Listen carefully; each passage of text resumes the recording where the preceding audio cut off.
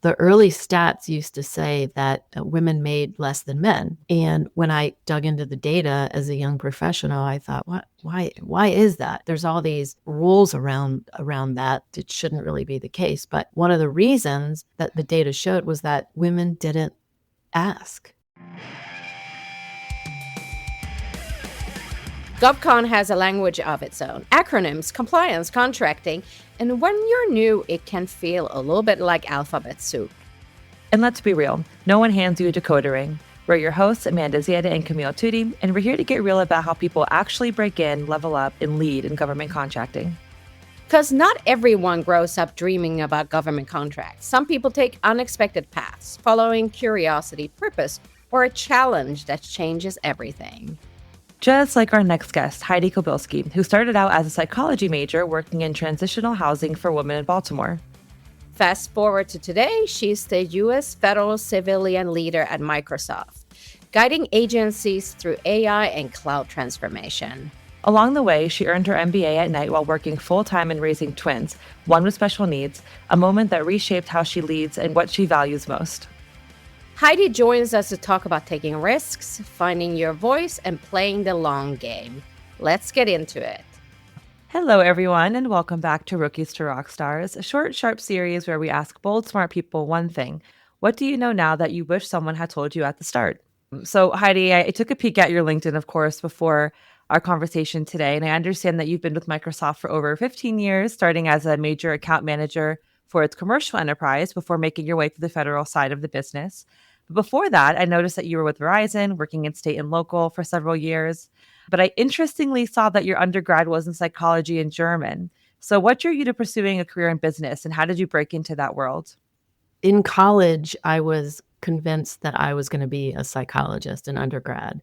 And after undergrad, I worked for almost a year as a caseworker in that field.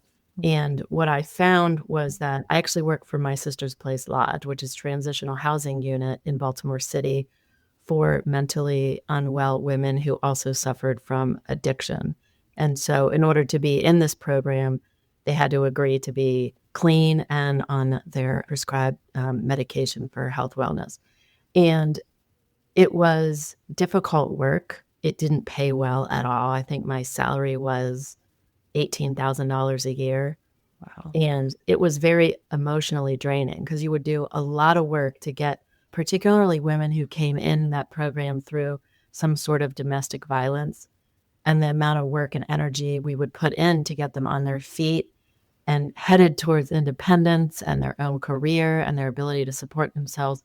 And then oftentimes, statistically, male partner would find his way back into their life, and we would be back to square one. And I'll never forget a woman who was a panhandler in Baltimore City. And we did everything we could to get her off the streets. And one night in the summer, I was actually out in Fells Point as a young person hanging out at the bars, and I saw her on the street. And I approached her and asked her, "Franny, what are you doing?" And she said, "I just prefer this lifestyle." Wow. It was that kind of hard emotional work that made me decide, like, maybe this isn't for me.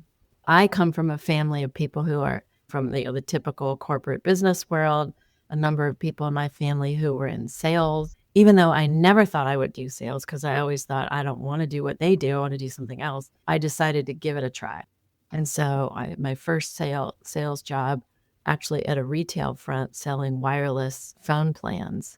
That company doesn't exist anymore, but it was fun. It was, you could make money. It was like a little bit more entrepreneurial. Mm-hmm. And so that's kind of what changed course. German, it just so happened my mother is German. And so it was easy to agree to get, especially when I did an exchange program in Germany, my junior year in undergrad. And so then later, as I was working, I think I was working about 10 years. And then I decided to go to grad school and get my MBA because I realized, okay, I have a passion for this and I'm actually good at this. And so I pursued my MBA at night while I was working in a sales role. And that sort of launched the rest of my career. And then a couple of years after I had twins, I made the transition to Microsoft where I am today. So Early in your career, so take us back to those early days, as you were sprinting towards the goal line that you had, what's that one piece of advice you wish someone had given you, especially stepping into roles where you would eventually lead like federal agencies through AI and cloud transformation? Everything is easier said in hindsight, right? So in hindsight now, I can look back and say, I wish that I hadn't had so much anxiety over the small things. And I wish that I would have focused more on playing the long game. And what I mean by that is, frankly, not every part of every job is fun, right? As a salesperson, nobody loves working on their pipeline, but it's part of it. So I wish I would have realized there's pieces of your role that you're never going to love, but look at the whole. And then there's pieces of your career that you might think, okay, if I do this or don't do this, that's a mistake. But the fact of the matter is that never is every project or even every boss that you work for ideal. But every experience, even the mistakes that I made, added to my toolkit and my ability to be a more robust, well-rounded leader later, and to realize that those experiences, even though I thought they were mistakes, they added to my ability to see a wider aperture, not only in my experiences, but in how I see the world and make decisions today as a leader. Can you talk about one of those mistakes that at the moment felt so embarrassing or mortifying that you kind of laugh about, or something that you learned from, like you said you did? Sure. I'll give you two examples. So one professionally was, so I was selling to state and local government as a seller. We had a bid to turn in for a customer, and the bid was due at, let's say, 2 p.m. Eastern sharp. And I was literally in the parking lot, still, I guess, articulating why I thought we should go in with a more aggressive discount to win the business. And because I was still focused on that instead of turning in the bid on time, I was like literally 3 minutes late or so turning in the bid. You know, government follows procurement rules very stringently. And because we were late, we were disqualified. So regardless of the discount, we were out and we lost the business. And I was mortified is the one word, but I was just so embarrassed and ashamed that I didn't pay attention to the big picture. And it was a difficult way to learn government procurement rules.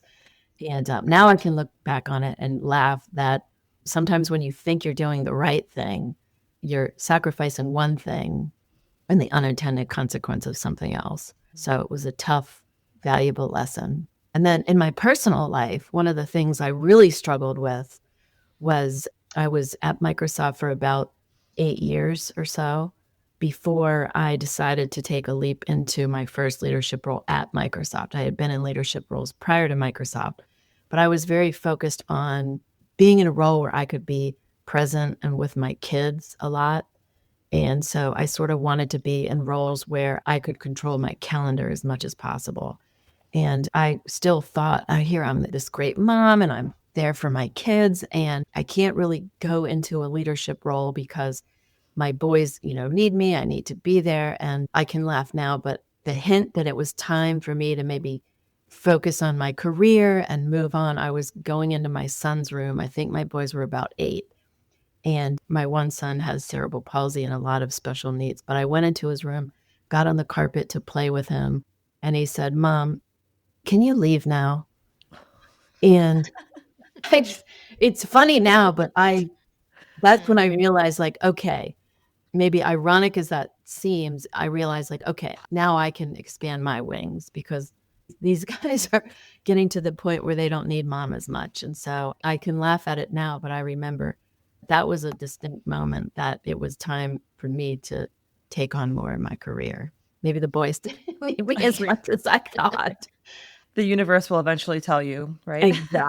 Exactly. I wanted to go back to your career pivot. I think it's so important that people share these moments because people can be afraid of making changes, thinking they know what they want to do in life, and then experiencing a big pivot like that. But did this mindset help you power through, or your experience before joining, the business world? Has this helped you power through your first big challenge in federal tech? do these, experiences relate to one another? Oh, for sure. I think one of the things that helped me power through in general, but I think particularly as a woman, one of the things I've found in big tech is that still to this day, I think the big tech firms are still predominantly, I want to say 70-ish% men. For me, it was daunting at times, especially early in career. I was often, if not predominantly, the only woman in a room, both with customers and colleagues. I think, whether I would handle it differently today or not, I don't know. But I was often dismissed or misunderstood or by male bosses labeled as too assertive. And I think one of the things that over the years that has helped me in big tech is to be okay with being uncomfortable. My colleagues today would say there's no way that that's not second nature to you, but it was not second nature to me to speak up. In fact, I remember distinctly my dad telling me when I went into undergrad that I really should take a course in public speaking. And he urged me to join the speech and debate team because he said, you don't speak up and you have a tendency to mumble, which I think all teenagers do. But he said, you've got to learn how to be more assertive. And so that pendulum really has swung. People today that know me would never believe this story more than likely, but learning to speak up in the rooms was critical, not only to speak up for internally today, what speaking up as the voice of the customer or the voice of the folks in my organization, or maybe knowing what folks need when they're not in the room to speak up for themselves and having those difficult conversations, obviously in the appropriate settings. But I think that is a risk that took years for me to work on, but is something I think in big tech for a woman is really important. Find your voice. And then as an employee, of course, I'm dating myself quite a bit, but the early stats used to say that women made less than men. And when I dug into the data as a young professional, I thought, why is that? There's all these rules around that. It shouldn't really be the case. But one of the reasons that the data showed was that, again, women didn't ask. And so men typically always would receive an offer and then ask. Women just accepted the first offer without asking. So again, even as an employee, at the risk of being uncomfortable, what I would have to do is come prepared with data.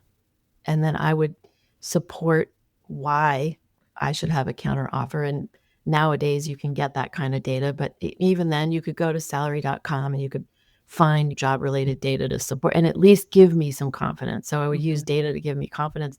And then I would start speaking up and suddenly I would start getting a counter offer.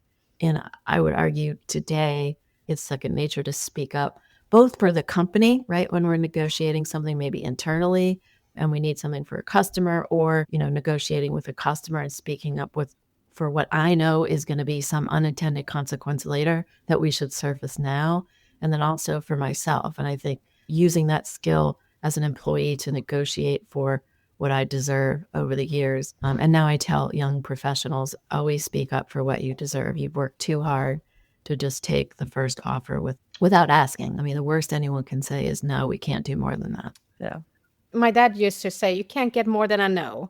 And when I mentor young reporters in DC, and Amanda knows this, I'm always about the money. We don't have to include this in the podcast, but I'm always like, ask for more money than that. And then these days, you can have AI write a script for you. It's so much easier. Back in the day when I started working, nobody told me these things. And I was like, I don't know how much to ask for. I don't have the confidence.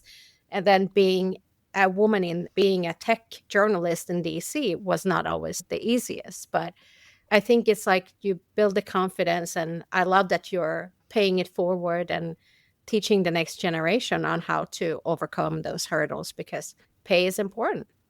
And if I may add, I would say in today's world, you can use Microsoft Copilot, ChatGPT. There's a lot of other avenues to get this information and to get data. And the data today is much more rich.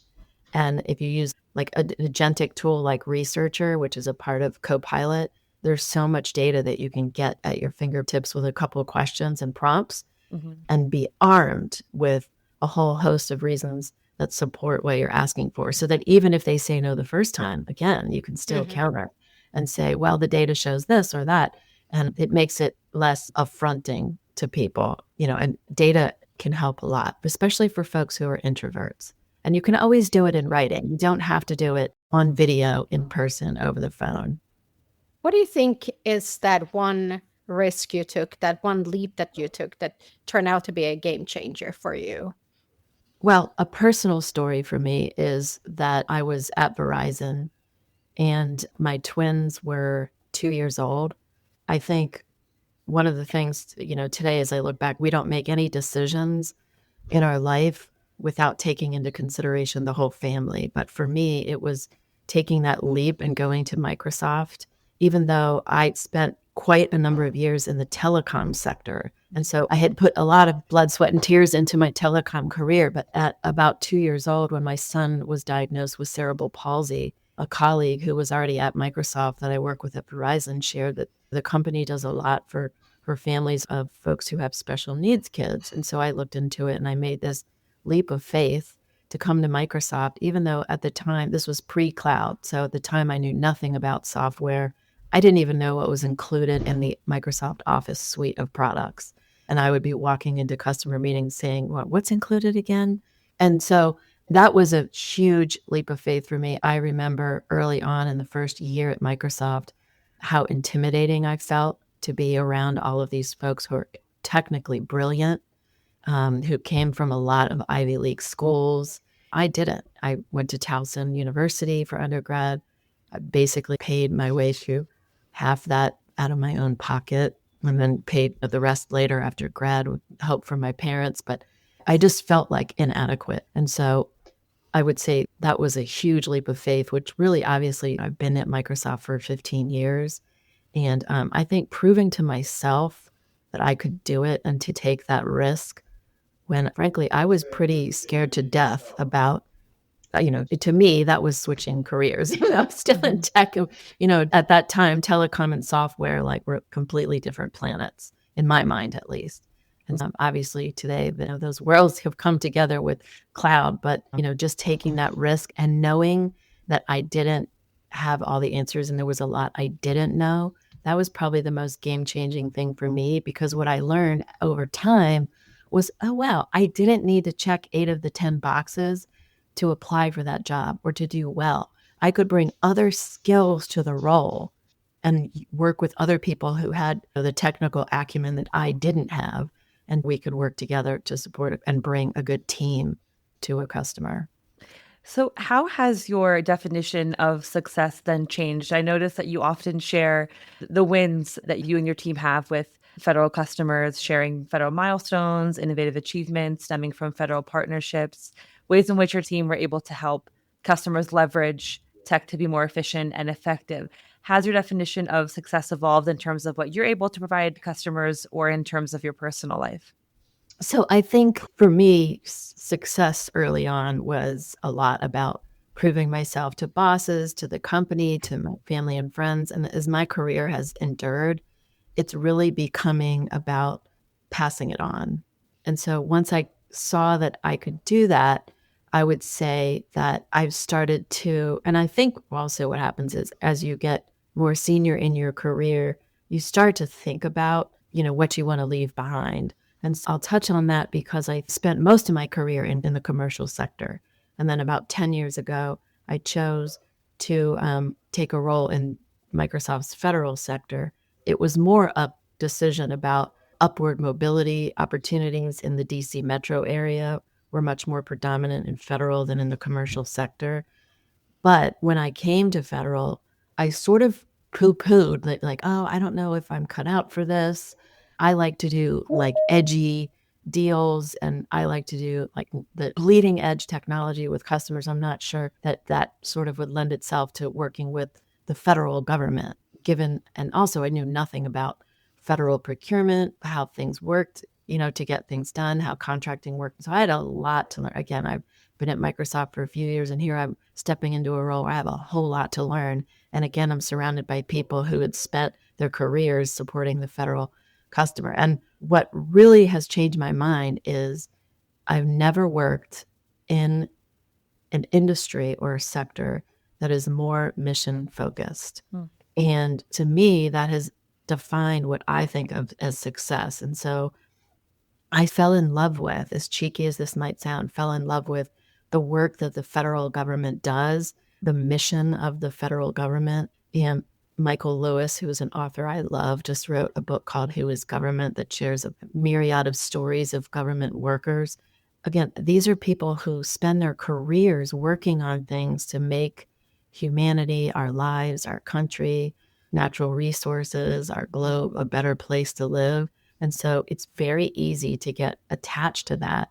Then the other thing that I realized is how many people in the federal sector either came from that work, meaning they served in the military or they spent some number of years working as a civil servant in the federal civilian sector. Then they wanted to pass that on through technology. And so being around those kind of people has completely changed me and how I see the world. And I think it's made me realize that, again, things are easier said in hindsight, but it's really made me make decisions about my life and my career that go along with my personal values. And also that sort of, not necessarily, I don't think necessarily about these things consciously and how they might create a legacy, but I don't really want to do work that isn't aligned to my values or isn't going to create some sort of positive outcome somewhere. And just like many folks in the federal workforce, the work that they do goes unspoken. We get to partner with the Partnership for Public Service, and every year we get to be part of the Sammys Awards that they do, where they recognize the work that government workforce does. And it's such a special night to hear the stories of the work that will never go spoken. It will never be in the press. These people will never get huge financial rewards for the work that they've done. But to be part of that has been so inspiring and sort of bled into my values and what I want to spend time on. And so that's like now how I look at everything. It has to be related to some sort of mission or purpose that has some sort of positive outcome. Even if it's small, even if we're doing something right now, we're doing a lot of co-pilot and agentic AI use cases with federal workforce. And some of it can seem small, but who knows what kind of positive impact it could have on the ability for people to get access to things to do self-service for citizens. So you've shared some really great lessons from your career, but what is something that the next generation that wants to step into federal or tech roles needs to unlearn? Any advice there? So one of the things I've learned in the last year through our friends at LinkedIn, who obviously is part of the Microsoft family today, but one of the things they shared is the number of graduates and new to career folks who, when they apply for a job, they want to tick the button for remote only work. And I really think that this next generation should rethink the unintended consequences of that. Working for a company like Microsoft, we offer hybrid work. And so there are opportunities to have some remote work and some in the office work. And I think the ability to gain visibility with leadership and build a support network of your peers in your local geographic region and learn about unspoken cultural and business acumen rules of how a company works. A lot of that you gain by being in the office and being around your peers. And that's hard to do if you're only working remotely. Mm-hmm. You are not the first executive who we've had on the show to mention that. So similarly, kind of riffing off that question Camille just had, if you could hardwire one value or skill into every emerging tech professional, especially those who are aiming at mission-driven, tech-enabled public service type work like yourself, what would it be? I would say that tech attracts a lot of folks who are introverts. That's one thing I found. But I would say that one of the things that I'm worried about is the ability to communicate. And regardless of the role that you're in, eventually you're going to have to communicate through eye contact and pay attention to your body language and the nonverbal gestures, a warm smile. Being able to develop these human connections and relationships with your customers, your partners, your coworkers, your leaders, I think that's really important. And I worry how much time folks spend on their devices And I'm probably in particular talking about my son's generation, who in a group of teenagers, they're all looking at their phone and not at each other. That's how they communicate. And I think being able to look someone in the eye and being able to communicate well is really important. I have to add that here in Hanoi, when you go out for dinner, there are couples that are on dates and they sit with their phones individually and just look at screens. Or there's a huge social media. People want to be on social media constantly. So you can see often very young girls just take pictures for hours on end or live stream a restaurant visit. And this is constant. It doesn't matter if it's fine dining or a pizza place or even like a coffee shop. It's Yeah. crazy. But yeah. Part of it is I worry about how much, like, what kind of narcissists are we producing? But really, when it comes to work, I worry about, I don't care how smart you are. If you can't look someone in the eye and have a conversation, how are you ever going to convey anything? Yeah, it's a hard truth. So, speaking of things that you enjoy doing outside of work, on LinkedIn, you talk about spending time with your kids, in your garden, practicing yoga, reading, and racing your car. So, first of all, racing your car, can you tell us a little bit about that and kind of weave it into like how the next generation can approach a healthy work-life balance? I think the younger generation is doing a much better job of making sure that they have work-life balance and they're choosing, going back to what I said earlier about, I think there's a certain degree of folks who want remote work because they're thinking about their personal life and their ability to have like maximum work-life balance. I understand that. I think they're doing a far better job of making decisions about their career with that in mind. However, I would say that it's a balance. And you can have life plans, but there will be things that happen in your life, both positive and negative, that will affect your life's plans. And so you have to be prepared for that. And I think today, as somebody in a leadership role and a mom who I still make decisions today that are best for the family. In other words, my career, I maybe could be at a higher level right now, except I purposely make certain decisions. And I think that's important. But also, and I think every working mom will understand this, but putting yourself on the list is hard. Somebody asked me maybe 10 years ago, what do you do for fun? And I really struggled to answer. That's not good. That's not good. Because all I do, I felt like, is work and take care of the kids. And so I had to go find things to do and pay attention to what brings me joy, what makes me happy. And being around flowers and gardening and putting my hands in the dirt, there's something super spiritual about that and grounding. And then just so happened that I had, my brother-in-law was working towards becoming a professional driving instructor. And he would go out on these racetracks and I used to think he's crazy. And he was in his mid-50s. Unfortunately, he had cancer and he passed. And as a tribute to him, I decided, I'm going to go take this course that he was learning how to be a driver for. And I laughed so hard. I had so much fun on the track that I just picked it up. And so I am by no means a race car driver. I'm a driving enthusiast at best, but I started getting into cars and learning about cars and going out on the track and just for the fun of it. I don't have a lot of time for it, but now I've chosen commuter cars that are also a lot of fun to drive. So whatever brings you joy, you have to weave it in. I love that. Yeah. I love that you discovered like a new passion or something that was fun, because as adults, we don't really do that. You know, I like reading. Right. I like writing. I like going to do yoga, to the gym. And then racing a car is probably something that would be it is something so out of my comfort zone. Right. That Totally. I wouldn't even think about it. Yeah. Well, and also whoever asked me this question, I can't even remember whoever asked me this said, and the list of things that bring you joy or that you do for fun, they can't be productive. So reading, that's productive. Wow. Yoga, that's productive. Oops. Yeah. And I was like, that's really hard. Okay. Anyway. That's awesome. You don't know what you don't love unless you try it. So right. what you do love. Yeah. Yeah, and that was something my brother-in-law it might have been him that said it, that said this to me. In fact, maybe it was. But he was also making a career. He worked for years for Qualcomm in Silicon Valley, and then he moved out here on the East Coast, and he was becoming a driving instructor, and he was becoming a life coach. And then he got cancer. So he was like basically just unveiling all of his life's secrets. And one of them was like, not everything can have this productive purpose. You have to do things that just make you happy.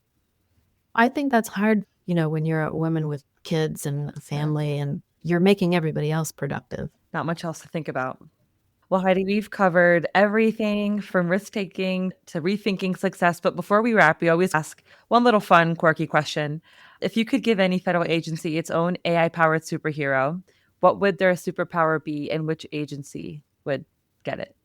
Okay, every government worker should have co-pilot, so they all have their own chief of staff. Oh, smart. Awesome. All right. There you go. Well, yeah, thank you so much, Heidi, for unpacking what you wish you knew starting out and for reminding us that every rookie can become a rock star. Thank you again. Thank you. Thanks for listening to Rookies to Rockstars. GovCon doesn't come with a playbook, but these stories might be the next best thing. Follow the show, share it with someone still figuring it out, and connect with us on LinkedIn. We'd love to hear from you.